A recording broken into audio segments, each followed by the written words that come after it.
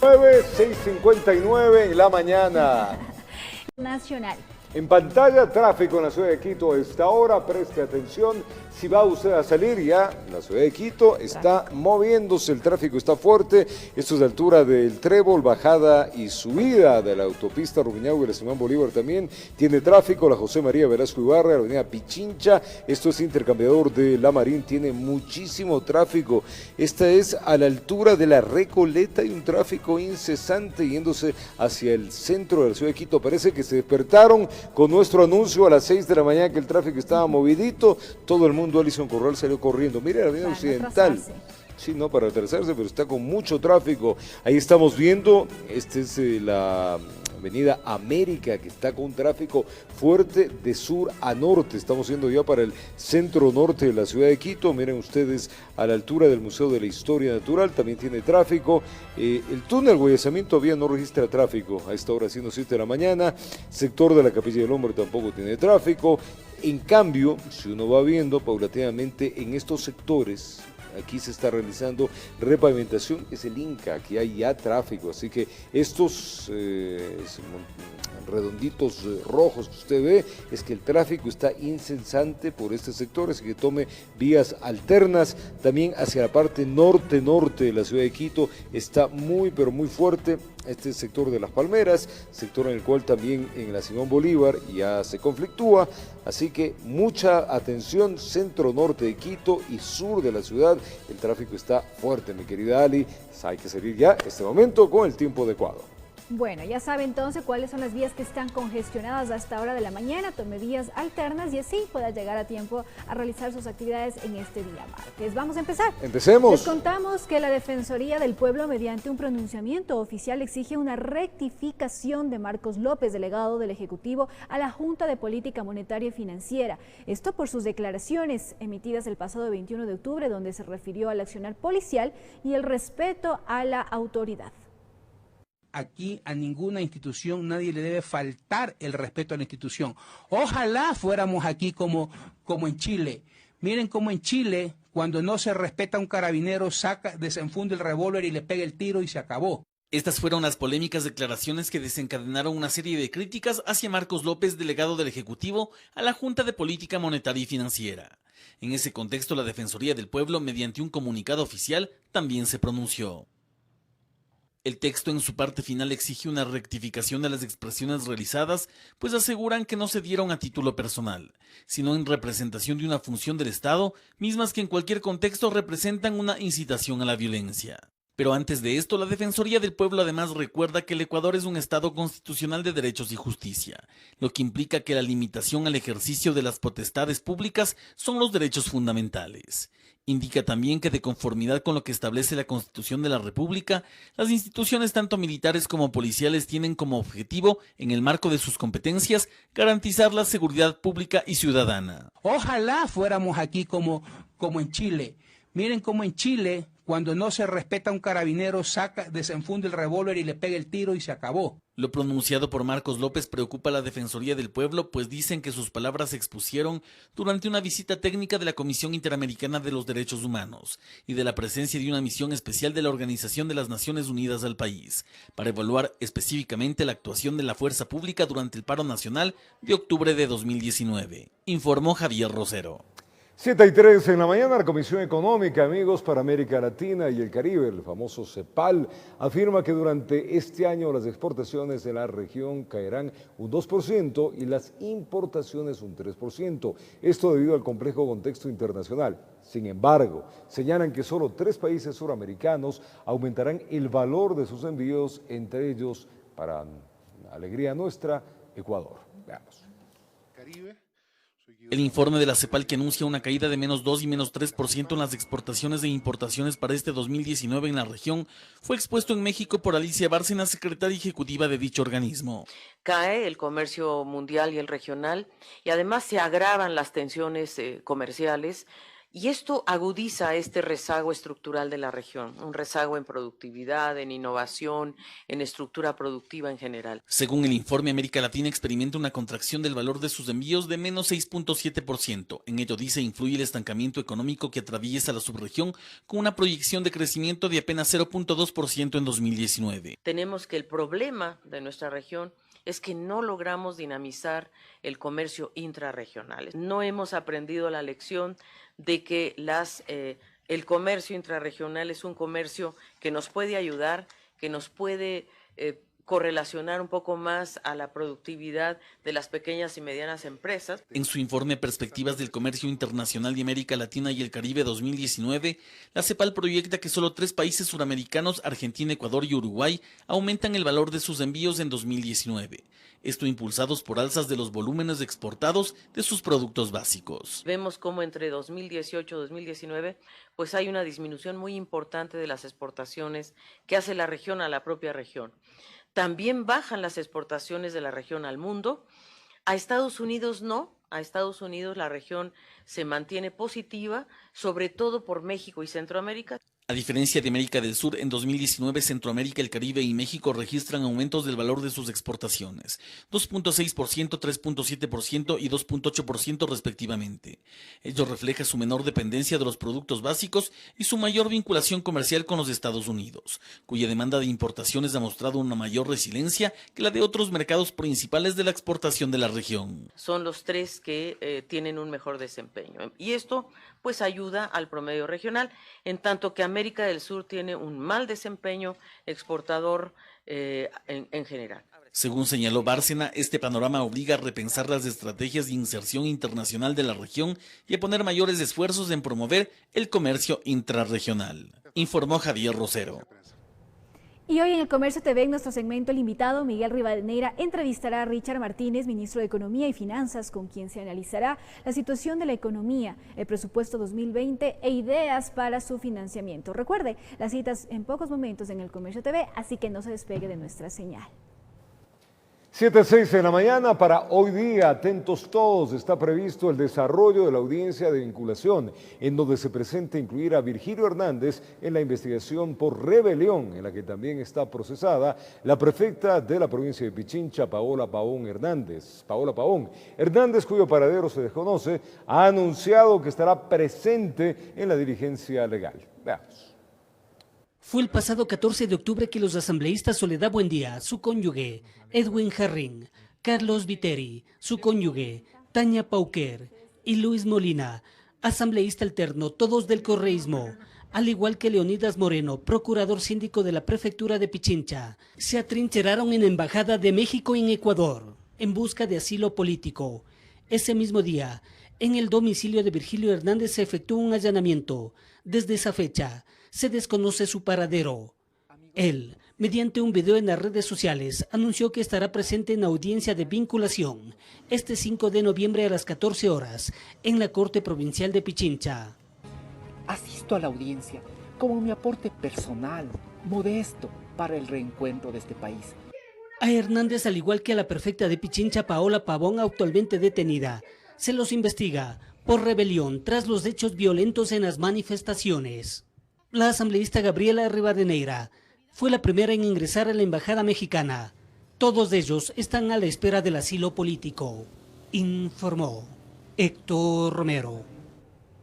La propuesta económica del Parlamento de los Pueblos continúa generando reacciones. Hay posiciones críticas a las medidas planteadas por el sector indígena. Es una propuesta que le ayuda a las clases medias porque le permite recuperar su capacidad adquisitiva y cuida la dolarización. Es una propuesta que ayuda a los sectores más vulnerables, una propuesta que ayuda a generar empleo. Esta es la forma en cómo se presenta la propuesta económica del Parlamento de los Pueblos, que entre otras cosas se enfoca en cobrar más impuestos a 270 grupos de poder económicos y también plantea reducir el IVA al 10%. La disminución del IVA incentiva el consumo incentiva la producción, esto incentiva los intercambios, incentiva el empleo y es una estrategia de reactivación. Una medida así debería analizarse a profundidad, dice el analista económico y académico Wilson Araque, que se muestra cauto sobre los efectos positivos de la propuesta. Y con eso dinamicemos a que la gente va a comprar más, yo tengo mis interrogantes. Y esa preocupación es cómo lograr que la inversión al país venga. Dice que hay elementos que deben analizarse y ahora que se debate en la Asamblea la Ley de Crecimiento Económico, sería oportuno escuchar a todos los sectores. Recoger sus puntos de vista y tener una propuesta única en función de ese país mejor que todos aspiramos. Informó Carolina Basante. El presidente vetó de manera parcial el proyecto de ley de registro de agresores sexuales de menores. La norma en su mayoría es calificada por inconstitucional. Al Parlamento hay rechazo en este pronunciamiento del Ejecutivo. Veamos. La Ley de Registro Ecuatoriano de Violadores, Abusadores y Agresores Sexuales de Niños, Niñas y Adolescentes fue aprobada por unanimidad del Pleno en el mes de octubre. Contiene 10 artículos y todos estos fueron vetados por inconstitucionalidad según el presidente de la República. De acuerdo al Ejecutivo, el objetivo del proyecto es loable, pero lamentablemente el mecanismo propuesto por la Asamblea, que es la creación de un registro, contraviene derechos y garantías de las personas. Los argumentos giran alrededor de la no discriminación. En el artículo 11 de la Constitución se establece que nadie podrá ser discriminado por razones de pasado judicial, por lo que sería incompatible la Ley Revas, que establece que las personas con sentencia ejecutoriada por delitos de agresión sexual contra menores tengan prohibición de acceder a un cargo, oficio o actividad en instituciones educativas, academias y centros de actividades relacionadas con niños.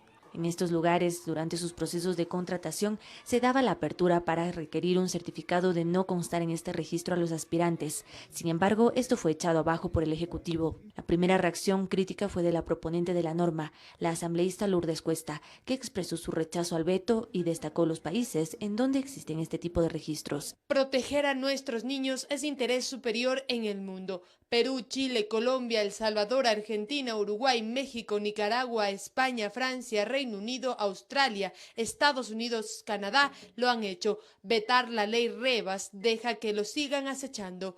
A ella se sumó el apoyo de la legisladora oficialista Elizabeth Cabezas y el asambleísta Homero Castañer. Terrible que ante una realidad tan visible y cotidiana de violación a nuestros niños no actuemos con radicalidad tomando medidas para combatirla. La Asamblea del Ecuador hizo su parte, pero el veto a la ley Revas no contribuye. Seguimos igual que al principio. Una de las decisiones más importantes que ha tomado la Asamblea, iniciativa de Lourdes Cuesta, para proteger a nuestros niños era identificar agresores sexuales y evitar que se acerquen a ellos. Lamento el veto presidencial de la ley Revas, apoyo y solidaridad en tu lucha. El veto no propone un texto alternativo al considerar la norma integralmente como inconstitucional y deja en manos de la Corte Constitucional un pronunciamiento que deberá ser acogido por la Asamblea, informó Carolina Basante. Y este martes se definirá la suerte que correrán más de 500 personas a quienes se les cumplió el contrato ocasional en el Consejo Nacional Electoral CNE y tuvieron que dejar la institución. El presidente de la República, Lenín Moreno, se reunirá con la titular del máximo organismo electoral, Diana Atamaín, en busca de una salida. En apuros se encuentran las autoridades del Consejo Nacional Electoral CNE. Esto porque a 570 empleados se les terminó el contrato ocasional este 31 de octubre. Y deben dejar la institución.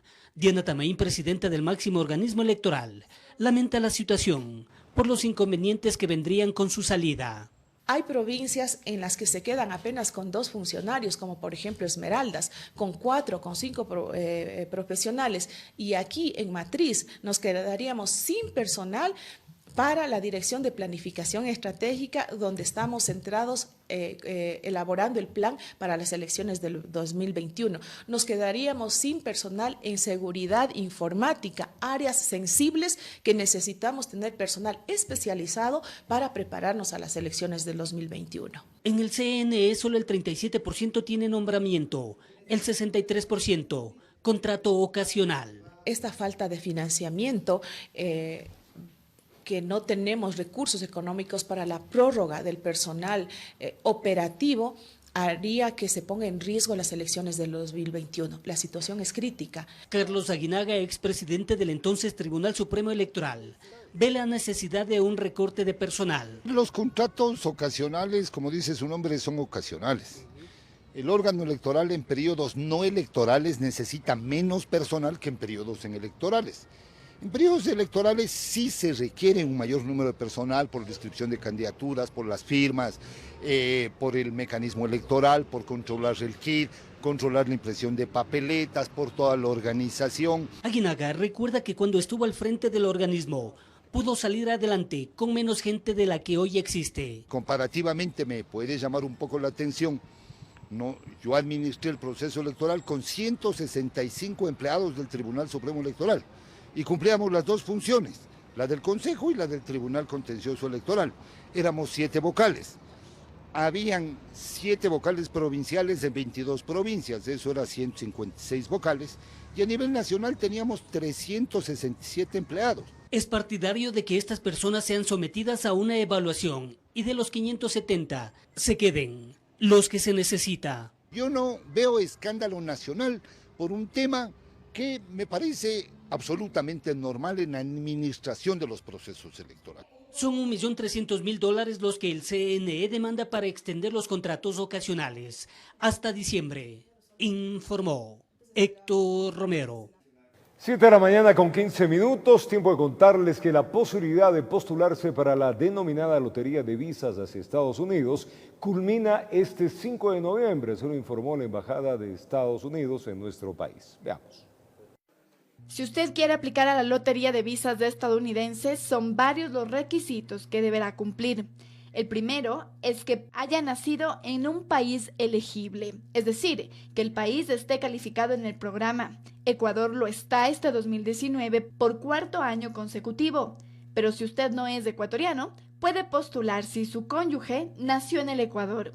El segundo requisito requiere que haya cursado 12 años de educación primaria o secundaria o, en su defecto, acreditar 2 años de experiencia laboral dentro de los últimos 5 años en una profesión que solicita al menos 2 años de preparación o experiencia. Para poder inscribirse, usted debe acceder al formulario electrónico que está habilitado desde el pasado 2 de octubre en la página web oficial del programa DV 2021. Ahí usted deberá revisar la serie de instrucciones que se le da y deberá hacerlo en los horarios establecidos, llenando todos los campos o será descalificado. El gobierno de Estados Unidos realizará un sorteo al azar entre las solicitudes calificadas. Se tiene previsto otorgar 55,000 visas de residencia permanente a extranjeros de países elegibles. La Embajada de Estados Unidos en Ecuador también alerta a los solicitantes de notificaciones maliciosas vía correo que buscan estafar a la ciudadanía. Además, recomienda a los interesados que tengan cuidado con personas que ofrezcan servicios para tramitar la solicitud, ya que se trata de un proceso gratuito. Usted podrá revisar si su aplicación fue seleccionada desde el 5 de mayo del 2020 hasta el próximo 30 de septiembre del 2021. En Quito informó Andrea Orbe. Y varios artesanos del país se han beneficiado del proyecto Artesano Artista, que busca promocionar y facilitar la comercialización de creaciones de cientos de trabajadores. El local, ubicado en el exterior del Palacio de Gobierno, busca que más personas que elaboran artesanía se beneficien de este programa. Con el objetivo de que más artesanos tengan oportunidades, el proyecto Artesano Artista participó en el Festival de Artesanías de América CIDAP, que reúne a 200 artesanos nacionales y a 34 internacionales. Y este espacio, el Festival de Artesanías de América, es el marco para conectar a otros artesanos y artesanas que puedan celebrar su trabajo en el proyecto Artesano Artista. Elaboramos artesanías no solamente con las manos, sino que con la cabeza y el corazón, porque cada artesanía lleva parte de nuestra esencia, de nuestra cultura, de nuestros sentimientos. Artesano Artista es un proyecto de la Presidencia de la República encabezado por la primera dama Rocío González de Moreno desde el 2017, y su fin es promocionar, impulsar y apoyar el trabajo de los artesanos ecuatorianos. Hasta la fecha, más de 30 artesanos han participado en este showroom y ellos han hecho ventas directas a un precio justo y más que nada han tenido contacto con el público y contacto entre ellos para intercambiar sus experiencias, sus técnicas. Los artesanos que forman parte de este proyecto reciben acompañamiento continuo y capacitación para fortalecer la cadena de producción, comercialización y venta de sus artesanías. Mi emprendimiento se llama Bambuar. Bueno, es lo que necesitamos, porque si el gobierno quiere que seamos los de emprendimientos los que levantemos la economía del país, tiene que ayudarnos. Bueno, que es una vitrina muy importante para uno darse a conocer como artesano, artista, y que bueno, que le den ese valor, ¿no? Si usted desea ser parte de este proyecto, puede inscribirse en el stand informativo que se instalará en la Feria por el Día del Artesano en la plataforma gubernamental financiera este 6 y 7 de noviembre. Informó Patricia Aldaz. Cielo despejado esta hora en la ciudad de Quito, temperatura baja 7 grados centígrados y hay ligeras congestiones de tráfico en el distrito metropolitano. Así se empieza una semana corta. Nosotros le contamos que una excursionista suiza falleció y otros 2 resultaron heridos, lamentablemente, al caer en una grieta tras el colapso de un puente natural que se tenía en el volcán Cotopaxi. Esto mientras intentaban, claro, pues llegar a la cumbre. Este hecho se registró el pasado domingo. Lamentable, le contamos. Ahí, a 5.400 metros sobre el nivel del mar y en medio de una grieta del volcán Cotopaxi, estaba el cuerpo sin vida de una ciudadana de nacionalidad extranjera, que falleció producto de una mortal caída. Ya en el punto comenzamos a hacer las labores de extracción de una grieta de aproximadamente unos 25 metros. Específicamente bajaron 2 personas, un guía y un miembro del GOE bajó a la grieta y se hizo el rescate. La desgracia ocurrió cuando 3 extranjeros, 2 hombres y una mujer, trataban de coronar el Cotopaxi cruzando sobre un puente natural. Se había caído un puente de hielo y lamentablemente en eso uno de los extranjeros estuvo herido y uno de ellos había fallecido. Los 2 sobrevivientes se encuentran estables. Logró la evacuación porque uno de ellos sí presentaba un politraumatismo a la altura del tórax muy grave, entonces ahora ya sabemos que se encuentra de mejor estado de salud. En este caso se presenciaba de que las personas sí tenían la indumentaria adecuada, estaban con guías, pero sin embargo a veces las condiciones climatológicas no nos favorecen. Para el rescate del cadáver se hizo presente el Grupo de Operaciones Especiales GOE de Quito y un amplio contingente de seguridad. Participamos 2 unidades de aquí del GOE de Quito, que somos 8, una unidad del GOE de Ambato y una unidad del GOE de Huánuco. De igual manera hicimos un trabajo mancomunado con 4 guías del grupo de Seguín y 2 señores bomberos del sector de Cotopaxi. Según informaron elementos del GOE, las malas condiciones climáticas le jugaron una mala pasada a los extranjeros.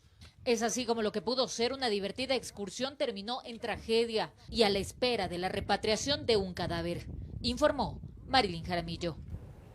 Y en el centro de Quito se reportó un presunto caso de femicidio. Una mujer de 45 años de edad fue encontrada sin vida en el interior de un almacén de mochilas. El principal sospechoso es su conviviente, quien es buscado por la policía. Las intersecciones de las calles Cuenca y Chile, centro de la capital, se abarrotaron de gente en cuestión de minutos.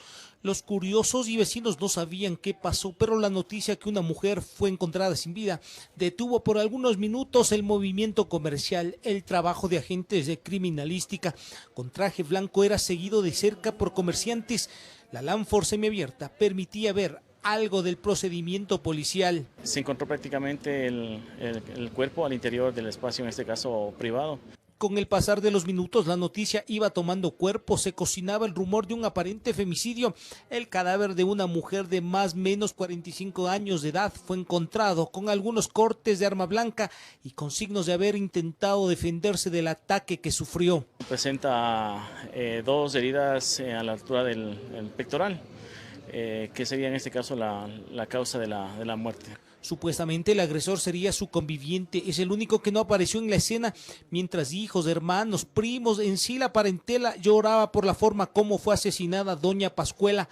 La pareja nunca llegó, nadie sabía de su paradero. Pues nuestro pedido fue para poder salir de esta duda, como aquí hay cámaras, entonces que demuestre qué ha pasado, cuándo, a qué horas, quién entró, quién salió. Por el estado del cuerpo, la policía indicó que el presunto femicidio ocurrió el día anterior. La explotación en el sitio, las investigaciones correspondientes, se llega a determinar que fue en horas de la noche, en la tarde de la noche del día de ayer. El cadáver fue encontrado en medio de mochilas, aunque muchos comentaban que siempre les veían caminar juntos, pero nadie sabe lo que sucede casa adentro. Visualizando igual a través de las cámaras que existen en el lugar para poder obtener la mayor información necesaria que nos permita en este caso esclarecer el causante o el posible causante. Incluso hablaron que la víctima habría tenido una boleta de auxilio, boleta que ahora cargará en una fría caja cuando sea llevada hasta la comunidad de San Sebastián, allá en la provincia de Chimborazo. En Quito informó Iván Casamen. Ese puede contarles que asesina con 8 disparos a un ciudadano en el cantón Durán, allá en el Guayas. Se conoce que la víctima estaba libando con amigos cuando ocurrió este lamentable crimen. Veamos. Esta nueva muerte violenta se registró en el sector El Arbolito de Durán. En este punto, a 15 minutos de la ciudad, los habitantes aseguran vivir en zozobra por los constantes hechos de sangre que se presentan. Cogieron un muerto, pero por allá no sabemos si se lo dejaron matando o no sé. Aquí en Cañones con la pistola, y son de afuera, no conocemos, y vienen de afuera, vienen de otro lado, vienen con la arma. Lo que se sabe de este crimen es que el occiso estaba conversando con amigos mientras tomaba unas cervezas. De pronto, 2 sujetos en moto se acercaron al punto y le asestaron 8 disparos, terminando con su vida de inmediato. A la Comisión de Tránsito, que en conjunto con la policía haga un operativo para que las motos que están aquí asaltando son motos que no cargan la placa. Inclusive, anteanoche, a una cuadra de aquí asaltaron. A una chica se le llevaron el celular. No hay cómo identificar la moto porque no carga placa. Estamos nosotros a expensas, si en las propias casas a veces nos hacen daño. Imagínense ahora afuera.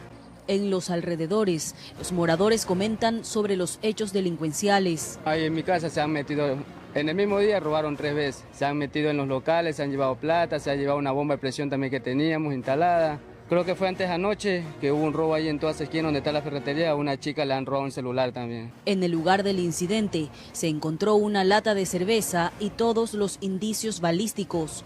Según el reporte policial, la muerte del individuo habría ocurrido alrededor de las 20 horas del domingo. Hasta el momento no hay detenidos, informó Adriana Méndez. Y capturan a 3 presuntos delincuentes durante un operativo ejecutado en el norte de Guayaquil. Los aprehendidos estarían implicados en el robo de un vehículo en el mercado de la Florida. El hecho ocurrió en los exteriores de uno de los mercados del norte de la ciudad. Aparentemente 3 sujetos habrían sustraído un automotor de color rojo del ya mencionado lugar. Inmediatamente la policía, luego de conocida la noticia, emprendió un operativo. Pasaron los minutos y dieron con los sospechosos. Autoridades de seguridad daban los detalles de las acciones tomadas. Siendo localizada en primera instancia la camioneta a la altura de la Casuarina, en el lugar se detiene al conductor. Luego de que las unidades investigativas se acerquen al lugar, se sabe y se aprende a 2 personas más. Sin embargo, dentro de las investigaciones hubo algo que dieron a conocer y que sorprendió a la propia autoridad. Uno de los detenidos, Jorge O., es el que tiene 7 detenciones por varios delitos, especialmente el robo agravado y por tenencia de sustancias sujetas a fiscalización. El perjudicado contaba cómo había ocurrido todo. Cuando llega un guardia que cuida carro afuera, me dice, oye, tu carro se te lo están llevando, a mí si el carro va en contravía. ¿Cómo? Le digo, si el carro está en el parqueadero. No, ahorita salió en contravía. Salimos toda la gente a ver el carro ya no estaba. Y que luego de ejecutadas las acciones, realizan a profundidad las indagaciones para de ahí determinar sanciones, informó Julio César Saona. Una cámara de seguridad, amigos, captó el momento justo cuando 3 sujetos asaltaron a un ciudadano. Esto pasó allá en el centro de Guayaquil. Menos mal, apareció la policía oportunamente y permitió la captura de los sinvergüenzas. Veamos.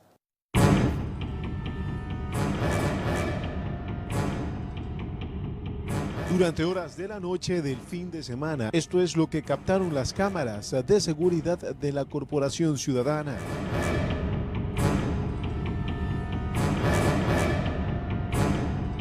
Observemos el hecho una vez más.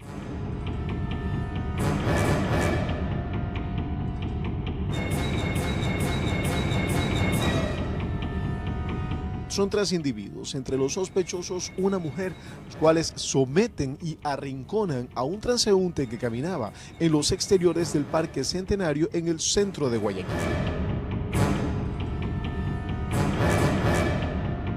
Salvajemente se le sustraen los objetos de valor y lo dejan sin capacidad de respuesta, pues 3 contra 1 es imposible.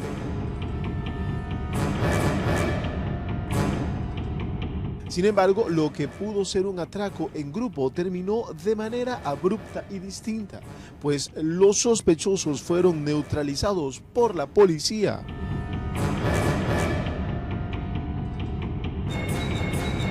Los detenidos fueron trasladados hasta la fiscalía en donde se hacen las investigaciones necesarias, informó Julio César Saone.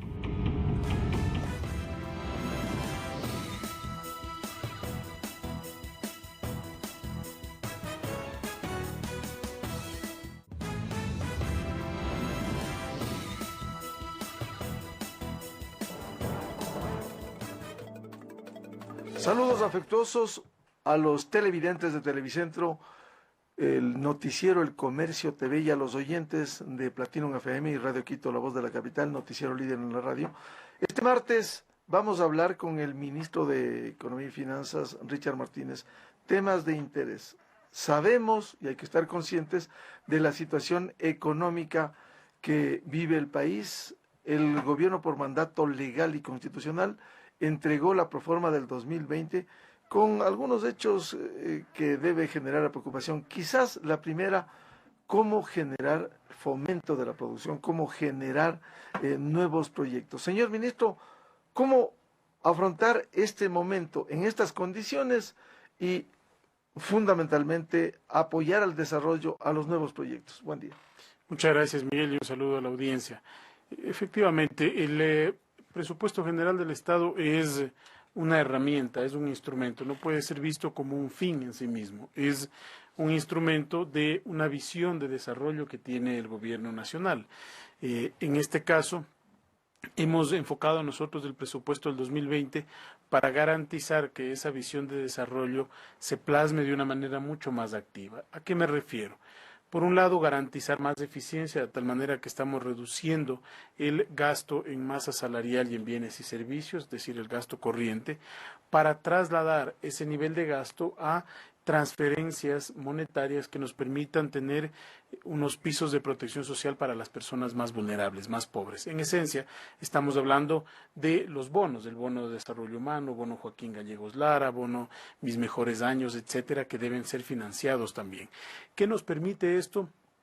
Que las cifras de pobreza y pobreza extrema no se profundicen. De hecho, entre marzo y septiembre hemos tenido una importante reducción de la pobreza extrema a nivel rural, justamente porque estas transferencias monetarias están focalizadas de una mejor manera. Eso por el lado corriente, entendiendo que hay algunas rigideces también del gasto. Por ejemplo, si sumamos las transferencias que hay que hacerle a la seguridad social, no solamente al IES, sino también a la seguridad social de las Fuerzas Armadas y de la Policía, estamos hablando de cerca de 2.000 millones de dólares, ¿sí? 2.000 millones de dólares. ¿Esto qué implica? Y si a eso le sumamos cerca de 400 millones de dólares de la ley amazónica, Miguel, quiere decir que cada vez tenemos menos capacidad de contar con recursos para financiar la política pública. Por eso es que tienen que tomarse decisiones, o tributarias, o por el lado del subsidio, o por la reducción del gasto para poder financiar. Porque como estamos en zona de déficit, si no logramos tomar estos correctivos de orden estructural, lo único que va a hacer el país es seguirse endeudando a mediano y a largo plazo. Ahora bien, si vamos por el lado del gasto de inversión que usted mencionaba, relacionado al crecimiento económico, yo creo que es muy importante destacar que esa reducción que estamos haciendo en el gasto de corriente nos va a permitir incrementar no solo la protección social que mencionaba, sino también el gasto de inversión. Es decir, tenemos ¿más recursos para los proyectos de inversión? Ciertamente. ¿Cuáles? El 65% de ese gasto está destinado a proyectos de inversión social.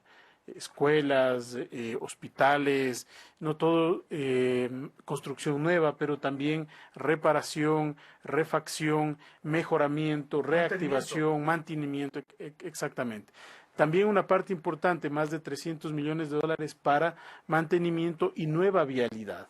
¿Sí? No solamente infraestructura atada a caminos, carreteras, pero también puertos que tienen que ser mejorados, también infraestructura de mantenimiento y en general ese tipo de inversión nos va a permitir garantizar un mayor dinamismo en la actividad económica. Por el otro lado, también tenemos proyectos que muchas veces no son visibles, Miguel, pero que son muy importantes para sostener la competitividad del país y una buena cobertura de servicios. Por ejemplo, redes de transmisión eléctrica, mantenimiento, nuevas redes de transmisión, ampliación de la cobertura del tendido eléctrico, y eso, si bien no se ve, digamos, de una manera como se ve un nuevo puerto o como se ve una nueva escuela, permite mantener una infraestructura para garantizar un buen servicio a la ciudadanía y para ampliar la cobertura.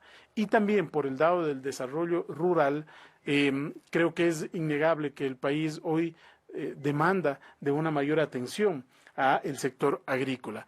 Y se amplían también allí recursos para varios programas que tiene el Ministerio de Agricultura que deben ser potenciados y que en esencia buscan no solo mejorar la productividad, sino también reducir las barreras tradicionales de una comercialización que muchas veces atormenta y hostiga al pequeño productor, y que le permitamos además tener mejores insumos, mejores equipos para que sea mucho más productivo. En síntesis, un poco el resumen de este presupuesto, Miguel, es que es un presupuesto renovado, con una visión ya diferente, porque recuerde usted que veníamos incrementando en masa salarial, ahora el esfuerzo sigue haciéndolo el Estado para reducir y garantizar tener recursos para otras cosas. Adicionalmente, ya estamos bastante avanzados en el proceso de monetización de los activos. Prevemos nosotros que para el cierre de año, ojalá podamos contar con una de estas, pero si es que no, para el primer trimestre del próximo año con toda garantía, porque han sido muchos obstáculos legales los que hemos tenido que sobrepasar este año, pero la estrategia de monetización de esos activos está allí. Sopladora, CNT, Banco del Pacífico, Coca-Codo, que son activos que el Estado puede delegar en su administración al sector privado para garantizar más recursos y con eso poder seguir gestionando sin necesidad de endeudarse más. Ministro Martínez, usted citó un tema fundamental que quizás a veces no le dimensionamos, la crisis del Seguro Social ecuatoriano. ¿Cómo se desglosan esos 2.000 millones que usted menciona? Porque parte de ellos será para el financiamiento del 40% de las pensiones jubilares del IES, que fue 1.240 este año. ¿Cómo se desglosa eso? Sí, allí entra el ISVA, el ISPOL y también está la deuda en salud, algo por lo menos. Sí, a ver, de los 2.000 millones tenemos cerca de 1.500 que están dentro de la seguridad social. Tenemos algo más de 1.250 millones, del 40% de las transferencias, y otro tanto más en otro tipo de coberturas, por ejemplo, el Seguro Social Campesino, ¿sí? Luego, en el caso de el ISFA, me parece que son algo más de 440 millones de dólares. Podría revisar la cifra con exactitud, pero estamos en ese rango. Y en el caso de la Policía Nacional estamos hablando de cerca de 130, 127 millones de dólares aproximadamente. Con esos valores nosotros totalizamos los 2.000 millones de dólares y algo más. 1.500 de la Seguridad Social, 440 para las Fuerzas Armadas y 130 para la Policía. Entonces, allí tenemos las transferencias corrientes que se hacen, ¿no? Allí está la presión justamente del presupuesto. Miguel, es un presupuesto que tiene ya muy poco margen si es que no se toman decisiones estructurales. Por eso la decisión del tema de subsidios es indispensable para garantizar la sostenibilidad fiscal del país, por un lado. Por otro lado, en el caso de la deuda, hemos convenido con el director de la Seguridad Social tener una reunión nuevamente para ver el avance, porque allí habían muchos procesos que tenían que revisarse, que tenían que analizarse y información que tenía que compatibilizarse. La Seguridad Social ha anticipado una deuda que podría superar los 3.500 millones de dólares. Todo eso están revisando en una comisión los equipos técnicos. Yo estimo que esa reunión se dará en las próximas semanas. En el presupuesto como tal no está establecido un valor específico para aquello hasta que no se pueda reconocer globalmente. Ahora, Miguel, nuevamente yendo a los temas de orden estructural, ¿no? Yo creo que aun cuando el Estado ecuatoriano le cancele esos valores a la seguridad social, el problema estructural se va a mantener allí. Ministro, ¿cómo se financia el presupuesto del 2020? Eso es lo más complejo. Claro, a ver, el presupuesto se financia básicamente por el lado de los ingresos permanentes y no permanentes, los ingresos tributarios y los ingresos no tributarios. Y en la parte que no alcanza, digamos, estoy tratando de ser muy didáctico con la ciudadanía, en la parte que no alcanza para financiar estos gastos que he mencionado, se financia con deuda, ¿sí? Ese es el déficit, justamente. Por eso es tan importante salir de la zona del déficit en el mediano plazo para el país. Nosotros tenemos para este año, para el año 2020, unas necesidades de financiamiento algo superiores a los 6.600 millones de dólares que buscan financiar el déficit, que está en el orden de los 3.380, casi 3.400 millones, y las amortizaciones que también se deben financiar con esos recursos que necesitamos. Entonces, por eso, nuevamente, es muy importante, Miguel. Yo atendí un medio de comunicación esta mañana antes de venir a la radio y había una reflexión muy importante que yo la refrendé. Es momento de dejar la demagogia de lado, Miguel. El país y este gobierno ha demostrado al menos que más allá del desgaste político que pudiera tener una decisión, está buscando tomar las decisiones correctas. Entonces, ¿por qué digo esto de la demagogia? Porque todo el mundo pide más recursos, pero nadie está dispuesto a sacrificar algo más para garantizar la sostenibilidad fiscal. Entonces dicen, no queremos más impuestos, no retiren el subsidio, no queremos más deuda, no reduzca el gasto del Estado. Magia no se puede hacer, Miguel. Y no estoy hablando por este gobierno ni por este ministro, estoy hablando estructuralmente del problema que tiene el país. Y es por ello que el gobierno busca corregir eso. Es cobren más impuestos a los que más tienen, recuperen el dinero de la corrupción, lo cual no es tan fácil. Bueno, y también hay que garantizar un desarrollo sostenible. Miguel, la actividad económica necesita una perspectiva y una proyección de mediano y largo plazo. La ley de crecimiento económico tiene ingresos ingresos derivados de las personas que más tienen. Pero nuevamente hay grupos en la Asamblea que han dicho que se archive el proyecto de ley, porque esto afecta al pueblo ecuatoriano. Yo me pregunto si es que esa afectación al pueblo ecuatoriano es para aquellas personas que tienen más de $100,000 de ingresos netos al final del año. Nosotros estamos, o a las empresas que facturan más de $1 millón de dólares, estamos buscando justamente progresividad, pero con sensatez, Miguel. Porque tampoco por financiar un año uno puede decir, bueno, entonces subimos los impuestos a las personas que más tienen, nos financiamos, hay contracción económica, hay menos atractivo para la inversión local y externa, es pan para hoy y hambre para mañana. Todas las cosas tienen que hacerse de manera sostenible. Por eso también en el caso de los subsidios nosotros, bueno, hemos recogido muchísimas observaciones y decimos, si no podemos lograr los 1.500 millones de dólares que estaban previstos para el próximo año, ok, entonces vamos por un objetivo que sea de 650 millones de dólares, 700 con la recaudación tributaria de esos valores, pero que nos permita estructurar un nuevo decreto que garantice ese objetivo, un nuevo decreto haciendo las focalizaciones que corresponden para evitar una afectación a la producción. Está bastante bien, Miguel, está bastante bien. Yo creo que ¿los sectores sociales aceptar ese planteamiento? Bueno, porque emblemáticamente ha habido oposición a eso. Sí, yo creo que hay diferentes visiones, ¿no? Y diferentes posiciones. Hay unas que son más políticas que técnicas, pero el día jueves de la semana pasada tuvimos una importante reunión con más de 80 organizaciones de distinto tipo de la sociedad, academia, estudiantes, transportistas, cámaras de la producción, artesanos, microempresarios, sindicatos, etcétera. El presidente lideró esta reunión para escuchar sus planteamientos y vemos con buenos ojos que hay un nivel de conciencia y de aporte importante. Evidentemente, hay que plasmar en las propuestas. Justamente, Miguel, por eso es que estas semanas son para ir aterrizando todas estas preocupaciones que ya no son de oposición a la eliminación, ni de oposición a la focalización, sino que son sugerencias de cómo focalizar mejor. ¿Qué es lo importante? Ahora el financiamiento del próximo año, más deuda. ¿Hasta dónde los multilaterales pueden dar? ¿Habrá que volver a China? ¿En qué condiciones están? Miguel, mire, es muy importante mantener el programa con el Fondo Monetario Internacional y con los multilaterales, porque eso nos permite tener deuda de bajo costo y de largo plazo.